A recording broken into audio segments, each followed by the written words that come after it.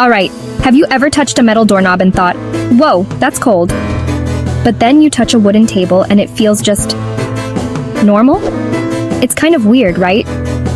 Both objects have been sitting in the same room, so why does metal feel so much colder to the touch? Here's the deal. It's not just about temperature, it's all about how metal moves heat around. See, metal is what we call a great conductor.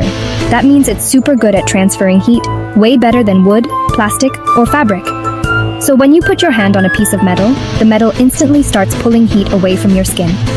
It's almost like the metal is sucking the warmth right out of you, even though technically, it's just letting your body's heat flow into it really fast. And that quick flow of heat away from your skin is what makes your nerves send that cold signal to your brain.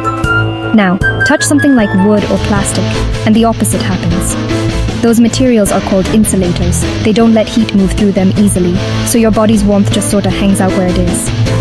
That's why they don't feel cold, even though they're the same temperature as the metal. So next time you're surprised by a chilly metal railing or a cold set of keys in your pocket, just remember, it's not magic, it's just physics doing its thing. Metal's not actually colder, it just borrows your heat a lot faster. And that, my friends, is why metal feels cold. Science is pretty cool, right?